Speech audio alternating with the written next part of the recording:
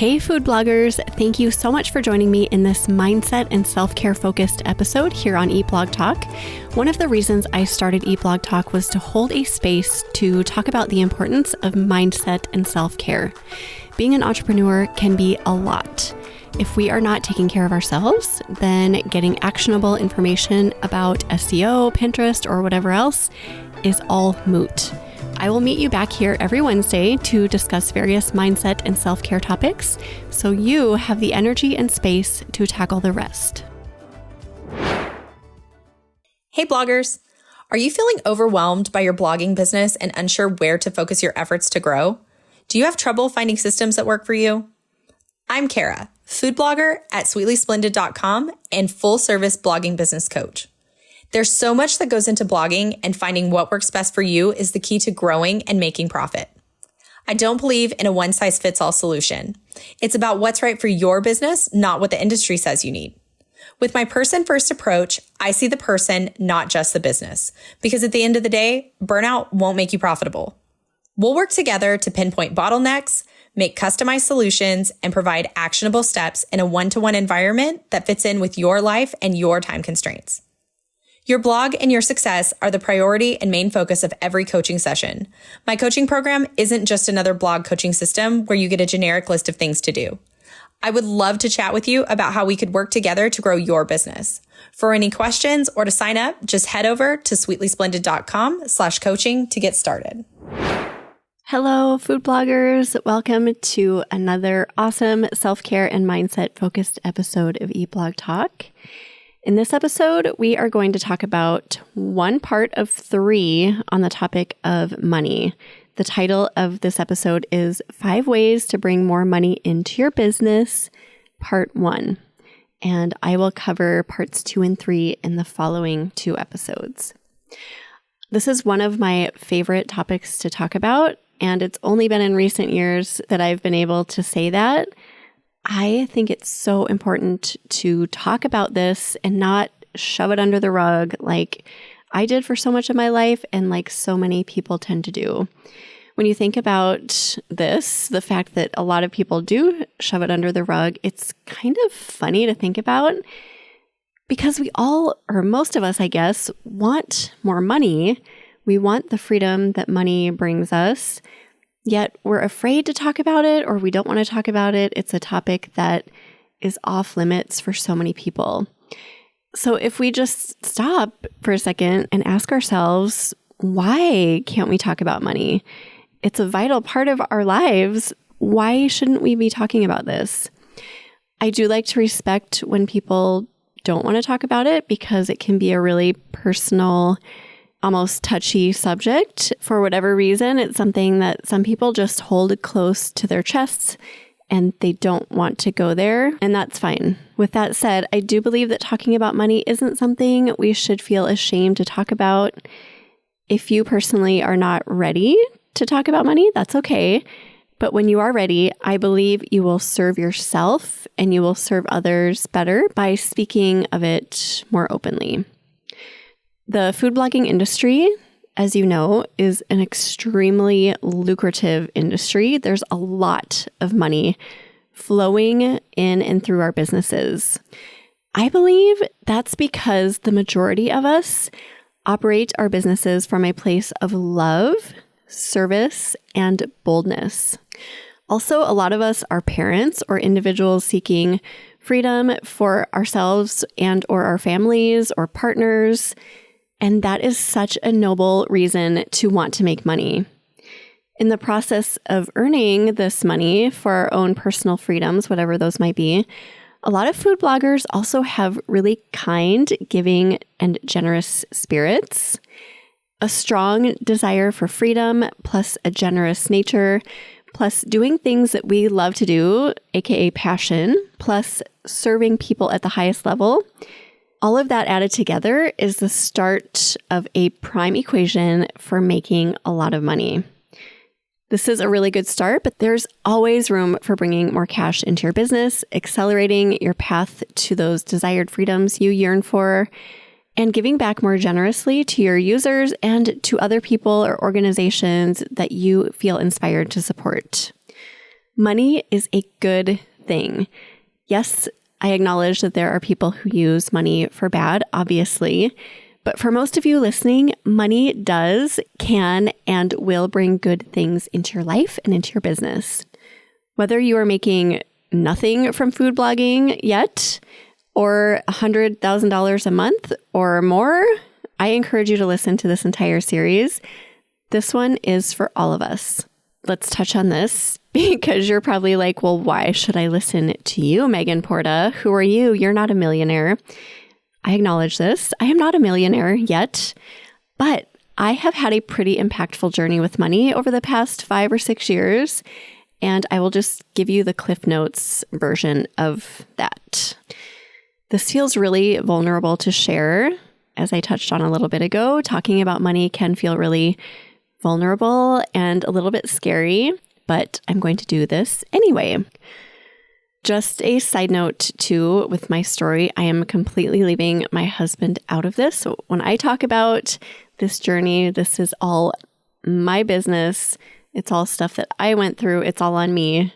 Yes, our finances are combined, but the problems that I've had with money in the past were on my shoulders. So in the summer of 2018, I found myself in a lot of completely unnecessary debt.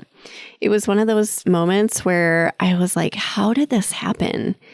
It really sneaked up on me. I've been running my business since 2012. When I started my business, I was diligent about having a budget and staying on track and all of those things that we should be doing with our businesses.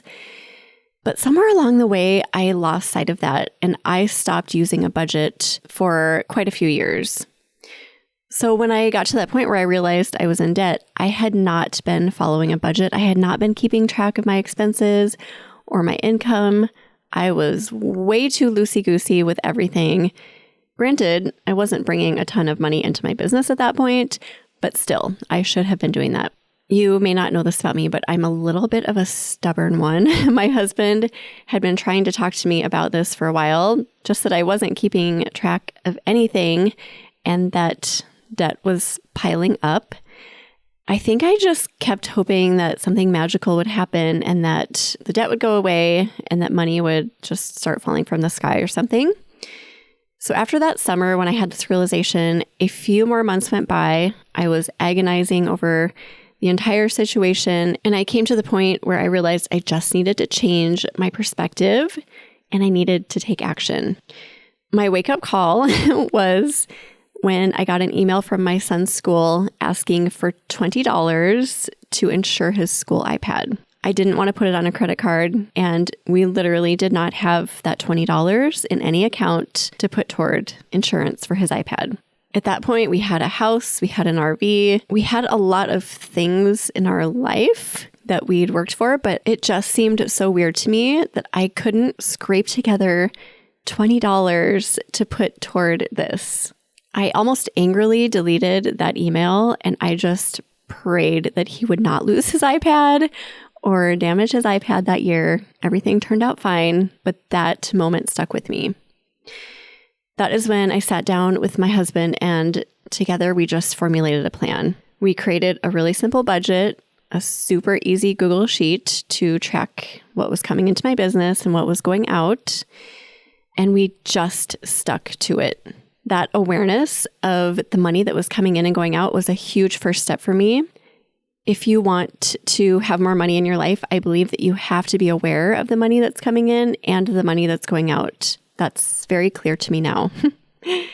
In addition to creating that budget, we made some changes. So we stopped spending on unnecessary things. We put a limit on other things.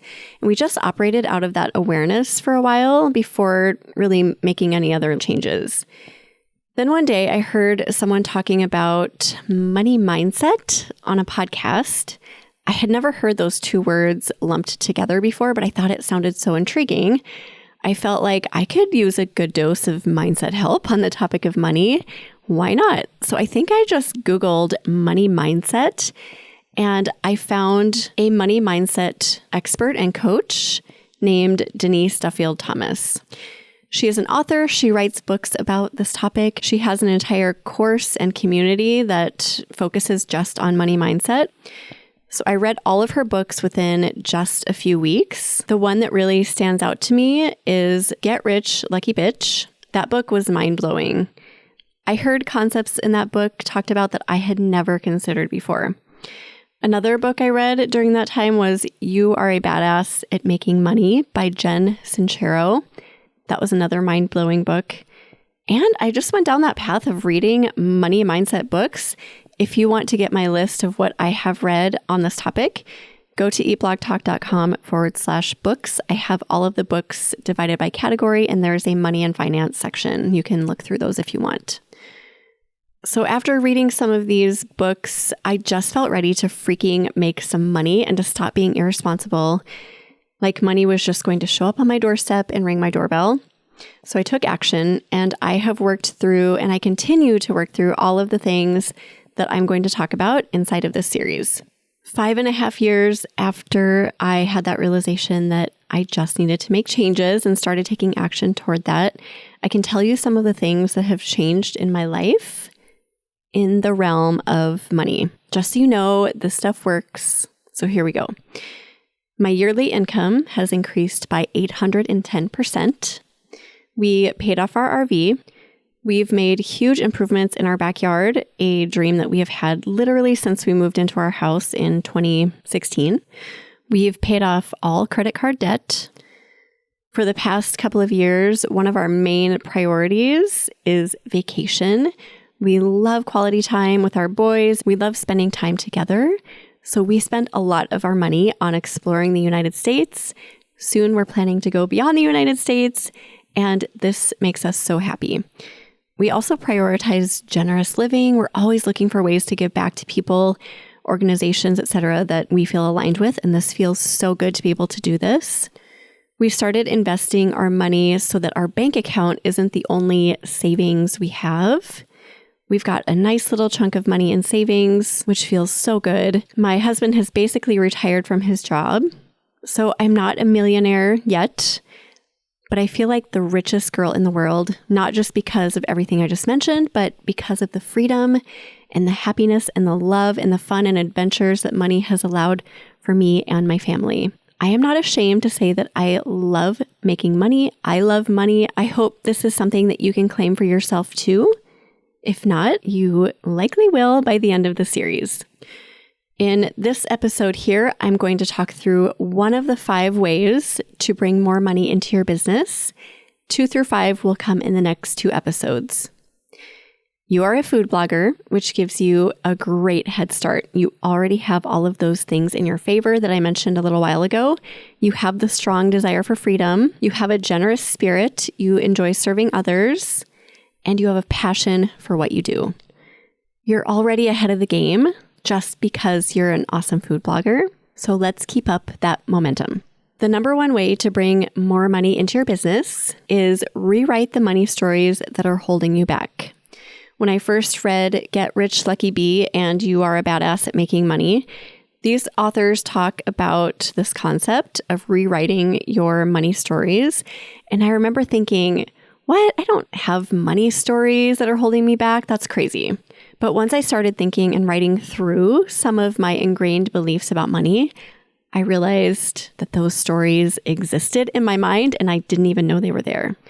I definitely had money stories and they were definitely holding me back. I had quite a few of them, actually. A lot of mine came from childhood and from my parents, as I think a lot of us can probably say. I say this with gentleness and love. My parents provided me with a whole slew of beliefs about money that just weren't true. And the funny thing about my situation is that my dad's money beliefs were very different from my mom's money beliefs. So I got the whole gamut of weird money stories stuck in my head. Probably the biggest story that I realized I'd been carrying around with me for my entire life was that I need to work hard to make money, like work my freaking butt off to the bone. And then at the end of the day, guess what? I still don't have money. So working hard is essential, and that leads to being poor. This one came straight from my dad. Love you, Dad. He's the sweetest, kindest man you'll ever meet. This belief has held him back in his life from making money, and it also held me back in my life for a very long time. My dad grew up in the Great Depression. There was very little money. There was very little food. And when he had the chance to work later in his life, it was ingrained in him that money is hard to come by. Work hard now. Work hard all the time. This is of absolute supreme importance. Working hard is one of the most important things in all of life. Work hard, work hard, work hard. This is what your worth is measured by. So he kept that Great Depression mindset. Work hard. Yes, yes, yes. But we're still going to scrape by to get food on the table. Once I had this realization that he had very unintentionally passed this story down to me and probably my siblings as well, I knew I had to change that belief. So I started by writing through it. This is where either therapy, journaling, or both are so powerful. So here's what I did. I simply wrote down, money is hard to come by. I have to work hard, but even hard work doesn't produce enough money to actually enjoy life. That was the belief, and I studied those words on paper, and then I worked to debunk them, and I wrote down the opposite. Money is easy to make. I can work less and earn more and more money all the time. This is one of my personal mantras still to this day. I have it right here on my monitor on a sticky note. I say it to myself every single day. When I first wrote this, I didn't believe it at first. After all, I'd lived 40-ish years carrying this around. So it took some work until I actually convinced myself that it was true. I remember doing a lot of journaling through those few sentences. I would write down things like, this isn't my belief. It's someone else's belief. I don't need to carry this around with me anymore. It doesn't serve me, and it doesn't serve the people who work for me. It doesn't serve my family. I choose to no longer carry this false belief around with me. Money comes to me easily. Money comes to me abundantly. Money is good energy flowing through my life and flowing through my business. I work less and I earn more. When I repeated this enough, I started to see that it was actually true in my life and truly believe it. And that's where things start to get really magical. Some suggestions for you: write out your beliefs. You'll likely have an idea about what the main ones are because you probably remember things that your parents said to you or that you've carried around with you for your life. Here are some common ones I think that a lot of us carry around. So I'll mention a few. Maybe you can relate to some of these. Money doesn't grow on trees. Rich people are gross. I am not made of money. I will never be able to earn more than X number of dollars. Maybe it's a millionaire. Maybe it's something else. I am not fill in the blank enough to be rich. Maybe you perceive a rich person as being something that you're not and you can't relate to it. I'm not good with money. I'll always be poor. I live paycheck to paycheck, and it's greedy to want money. The greedy one is something else that I dealt with in my life. It was an underlying message in my childhood that people who wanted money were greedy. So I had to really work through that one as well. All of those wonderful statements and so many more are beliefs that could potentially be holding you back from making the money that you want to make and therefore achieving the freedoms that you want to achieve in your life. I recommend that you take the next week to pull out one or maybe even more of these limiting money beliefs that you have, that you've been carrying around with you, and start rewriting your stories. Talk through each belief with a trusted friend or journal through it, or do both together until you have new money stories to define your life moving forward. Based on the work you do, come up with a new statement that debunks your old false one and write it down. Place it somewhere where you can see it and repeat it to yourself as much as you possibly can. So from the story that I shared with you about working hard, but at the end of the day, not having any money to show for it, the statement that comes out of that for me is, money comes to me easily and abundantly. I work less and earn more. And like I mentioned earlier, at first, this might not be believable to you. That's okay and that's normal. Once you work through the other steps in the series that we'll talk about in the next couple of episodes, you will start believing in it, and that's where the magic is going to start happening. For now, just come up with those limiting money beliefs, talk or write through them, and create new beliefs with positive spins. Write the new beliefs down and repeat them to yourself constantly. Remember that these limiting beliefs you've been carrying around for probably most of your life can keep you from so much goodness if left uncovered. I will meet you back here in the next episode to talk about 2 more ways to bring more money into your business. Thank you so much for listening, food bloggers. I will see you next week. Thank you so much for listening to this mindset and self-care episode here on Eat Blog Talk. If you are a food blogger providing a service for other food bloggers and you want to spread the word about the value that you offer, I would love to offer you a free way to do just this. Send me a 60-second audio clip to be featured in a mindset and self-care episode here on Eat Blog Talk in 2024. Go to eatblogtalk.com/audio clip to learn more.